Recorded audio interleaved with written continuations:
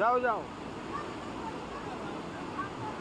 পায়ের মধ্যে একটা কাটা ফুটছে, সেটাও বাইর করতে দেবে না, যাও যাও করে পাঠাতে পারলেই বাঁচে। ও মা গো, পড়ে যাচ্ছিলাম, কেউ আমারে ধরেও না বাবা।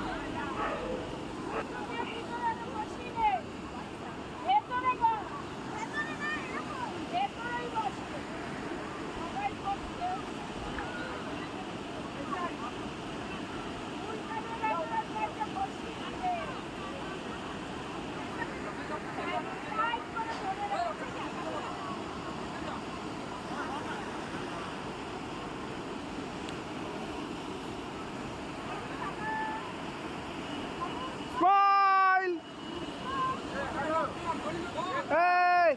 এই ভয় আমার কলিজা বের হওয়ার দায়, হ্যাঁ, নিচে আর সে নিচে। আমাকে স্মাইল করতে বলছে। মা গো মা, বাঁচাও আমারে।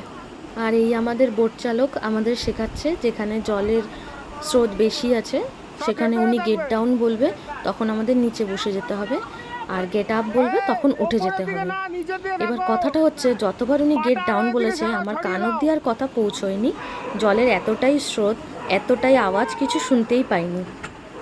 মানে যখন সবাই গেট ডাউন করছে আমি তখন উঠছি, গেট আপ করছি, আবার যখন সবাই গেট আপ করছে তখন আমি আবার গেট ডাউন করছি। এগুলো আমার সাথেই হয় সত্যি। লাইফে এই ফার্স্ট টাইম রিভার রাফটিং করেছি। জীবনে এই প্রথমবার এত সুন্দর একটা অভিজ্ঞতা সঞ্চয় করলাম।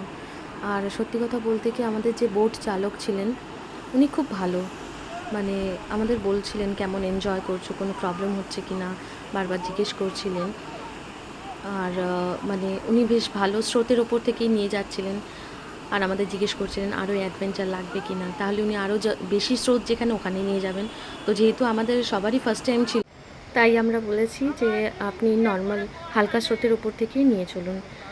আর এই যে ড্রেসগুলো যে আমরা পরেছিলাম, ড্রেসগুলো দেখছেন, এগুলো 100 টাকা করে নিয়েছিল আমাদের ড্রেস ভাড়া।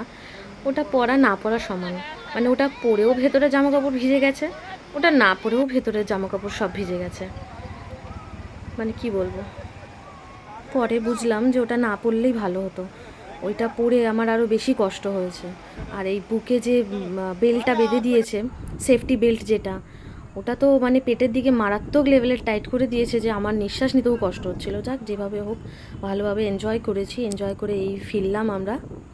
আমাদের বোট চালক আবার মাঝখানে আমাদের কিছু অফার করেছিলেন ফটো ভিডিও করার জন্য, উনি কিছু চার্জ করেছিলেন, 2000 টাকা চার্জ করেছিলেন।